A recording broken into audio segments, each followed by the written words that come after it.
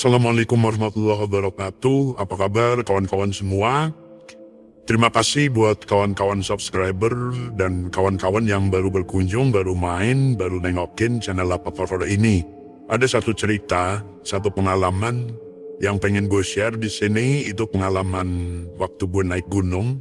Itu Gunung Slamet di daerah Jawa Tengah sana ya. Gunung Slamet sendiri itu termasuk gunung terbesar ya di Jawa dan dipercaya memiliki aura mistis yang cukup kuat gitu. Itu waktu gue masih kuliah di Bandung, itu banyak yang bilang anak-anak Bandung pelaksana gitu tuh banyak yang bilang kalau Gunung Slamet tuh mistisnya itu kuat banget katanya kayak gitu, dan mereka katanya masih mikir-mikir kalau misal harus naik ke gunung itu gitu. Gue juga nggak tahu sih alasannya kenapa, mereka dapat infonya dari mana gitu. Gue sih alhamdulillah udah pernah naik ke Gunung Slamet itu udah 11 kali. Dan selama itu memang sih ada beberapa pengalaman gitu ya. Pengalaman yang horor gitu itu ada. Tapi gue anggap sebenarnya itu biasa aja sih, itu wajar gitu. Ya umumnya di gunung pasti ada lah yang begitu-begitu, itu pasti ada. Nah kali ini gue pengen share satu pengalaman. Waktu gue naik Gunung Slamet itu Solo, gue sendirian ke sana. Sebenarnya targetnya waktu itu tuh bukan mau menuju puncak, itu enggak, tapi itu cuman kayak buat olahraga aja. Jadi gue naik tuh paling nanti sampai pos 3 atau 4 gitu.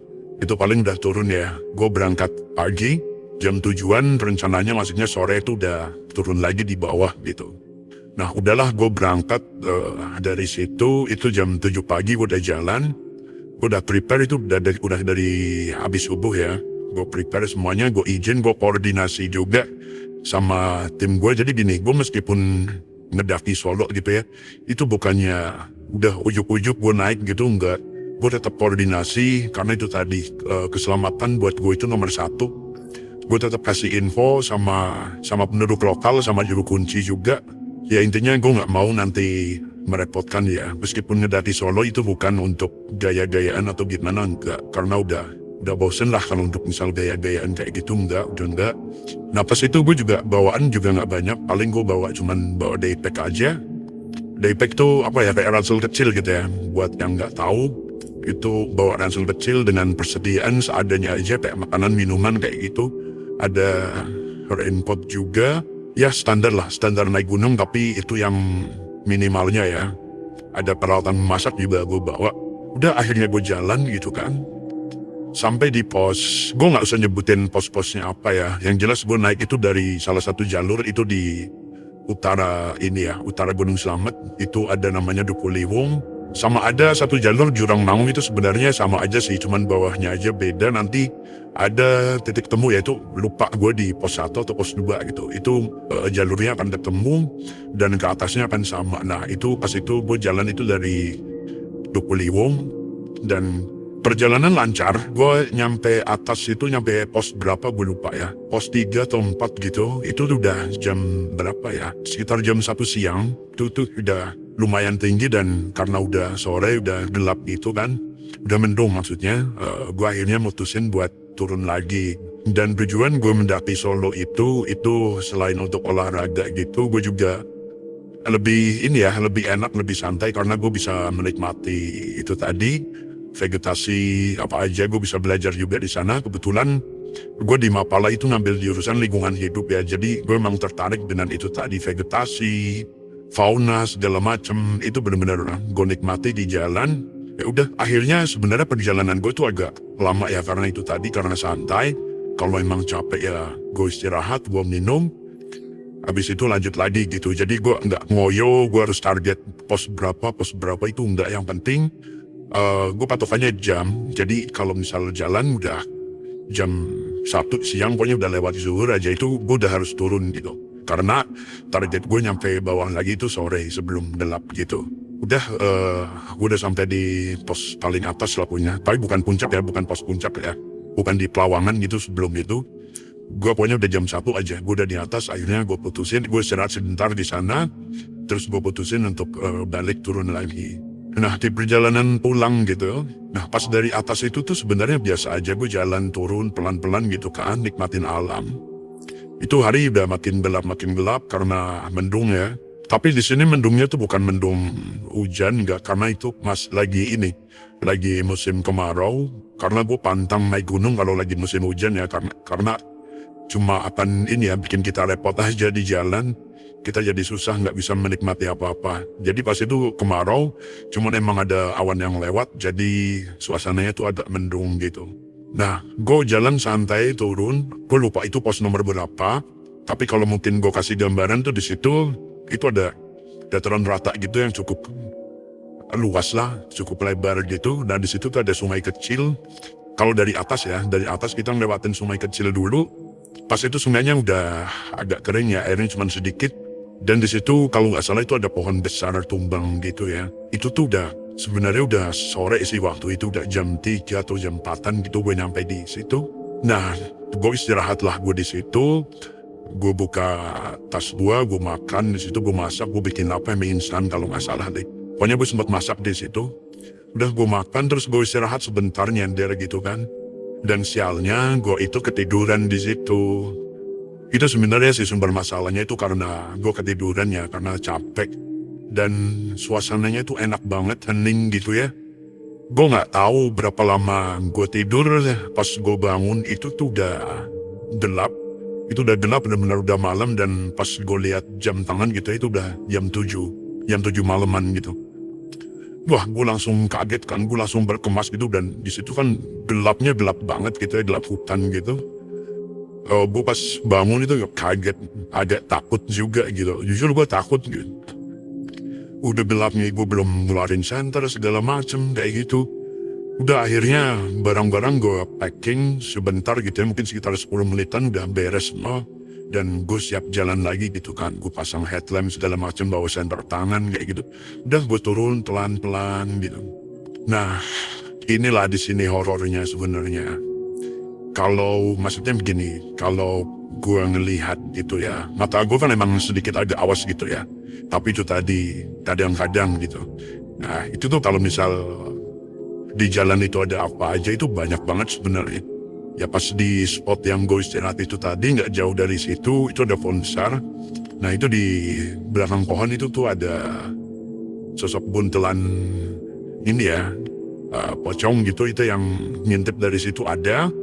Terus kalau di kayak pohon-pohon besarnya di tinggi-tinggi gitu itu di ketinggian gitu, maksudnya itu ada, itu tadi ada kuntilanak juga ada beberapa. Terus pas jalan itu di tikungan-tikungan gitu tuh gue ngeliat beberapa kali tuh ada sosok-sosok hitam gitu.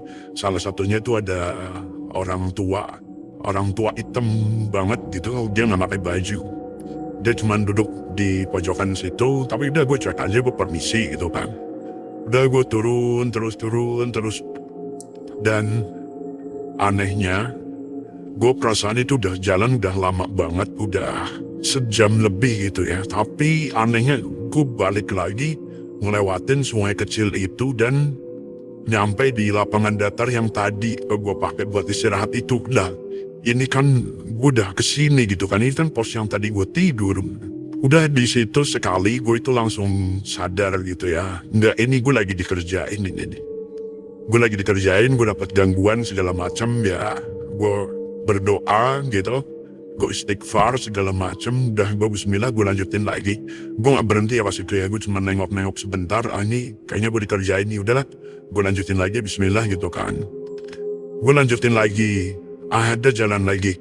Mungkin sekitar sejaman juga lah, gue udah lumayan capek juga. Gue ketemu lagi sama si sungai kecil sama dataran itu, tempat istirahat gue tadi. Ini berarti ketiga kalinya gue ngelewatin tempat itu. Cuman bedanya, yang dataran yang ini, itu gue ngeliat ada beberapa tenda gitu. Itu ada anak-anak lagi istirahat di situ. Sama pendaki itu ada 2 tenda di sana. Mereka lagi pada masak. Nah gue sapa mereka kan. Ya gue ajakin mereka ngobrol gitu. Tapi anehnya mereka itu gimana ya, mereka agak sombong gitu. Diajak ngobrol tuh jawabnya singkat-singkat banget. Dan gue ngerasa ada yang gak beres sih sebenarnya. Gue yakin ini sebenarnya mereka itu pendaki yang gue lihat itu mereka bukan orang gitu. Kenapa? Karena cara berkomunikasi mereka itu kaku banget. Muka mereka datar banget dan sebagian dari mereka gitu ya karena kena api gitu. Dan kesorot kadang lampu gue nggak sengaja, itu tuh muka mereka tuh agak pucat gitu. Jadi gue mikirnya udah mikir yang negatif, wah ini bukan orang sih. Dan ada salah satu mereka gitu kan, mereka nawarin ini mie instan sama roti itu, dikasih ke gua, ditaruh di depan gua, dan dia nggak bilang apa-apa gitu, dia cuma ngasih itu udah.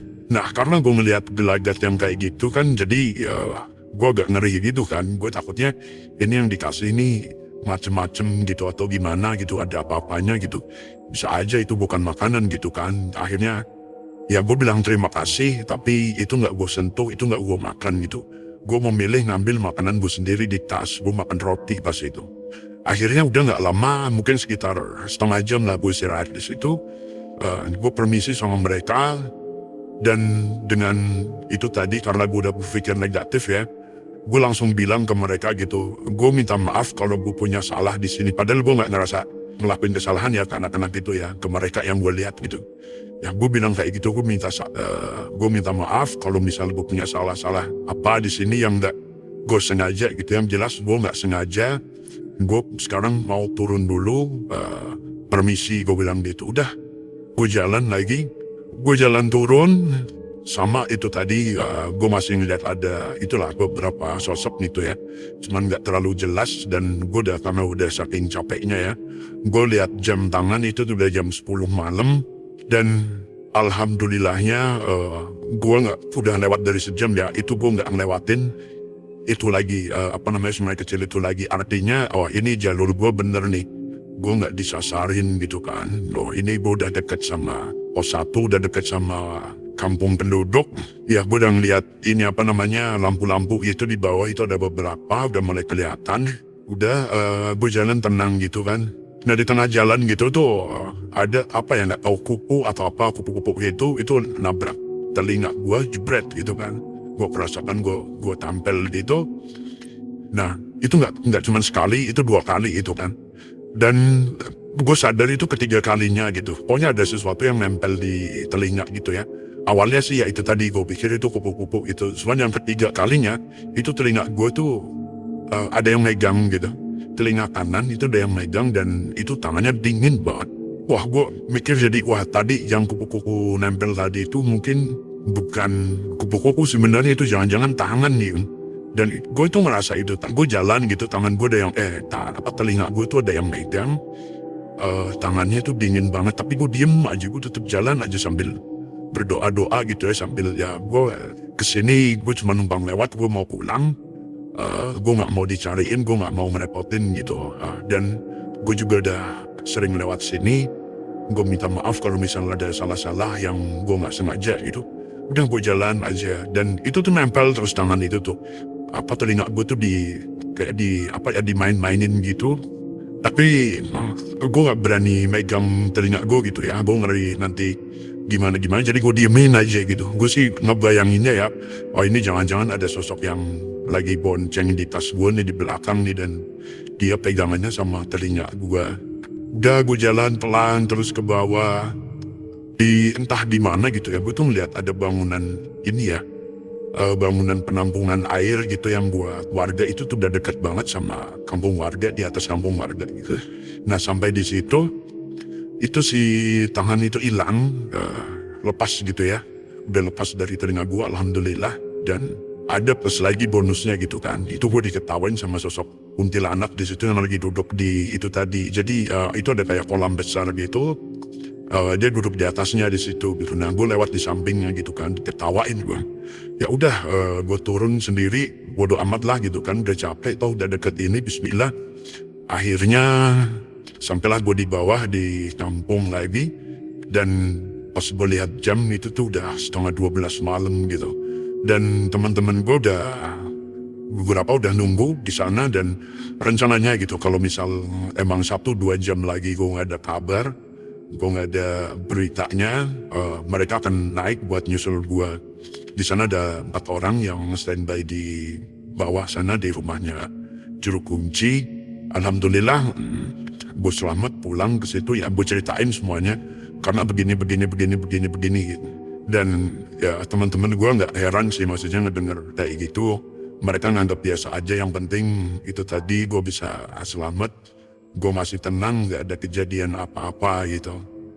Nah itu salah satu cerita mistis yang pernah gue alami pas ngedaki Gunung Slamet sendirian ya, solo hiking gitu. Ada 2 cerita lagi sih, cuman gue ceritanya nanti aja ya di episode-episode yang berbeda, soalnya takutnya nanti durasinya kepanjangan gitu kan, jadi nggak asik. Nah buat kawan-kawan yang hobi mendaki gitu ya, kalau bisa sih pesen gue, itu jangan ngedaki sendirian lah. Hindari mendaki solo ya, itu takutnya merepotkan, kecuali emang teman-teman semua, kawan-kawan semua itu udah expert banget ya. Itu kalian boleh mendaki solo, tapi tetap ada peraturan yang harus dijaga gitu. Ada rule-nya di sana, di hutan gitu. Apalagi itu tadi, itu hutan liar ya, hutan buas gitu. Selain bangsa halus kayak gitu tuh, di sana juga ada binatang. Dan itu tadi kalian harus punya perbekalan pengetahuan yang cukup untuk bisa melakukan itu. Jangan cuman solo modal berani aja, enggak, itu kurang banget. Dan itu salah, kalau didasari kalian ngedaki solo karena berani doang, itu salah besar, itu sangat beresiko. Bukan apa-apa, karena itu akan merepotkan orang lain ya takutnya. Itu aja sih pesan gua. Nah terima kasih buat kawan-kawan yang udah mau ngedengerin cerita ini, cerita pengalaman mistis gua di gunung. Jaga kesehatan kalian selalu, selamat menjalankan ibadah puasa bagi yang menjalankan. Insya Allah besok atau ini pas kalian ngedengerin ini tuh hari kedua puasa. Semoga kita semua diberi kesehatan. Sekali lagi terima kasih banyak. Assalamualaikum warahmatullahi wabarakatuh.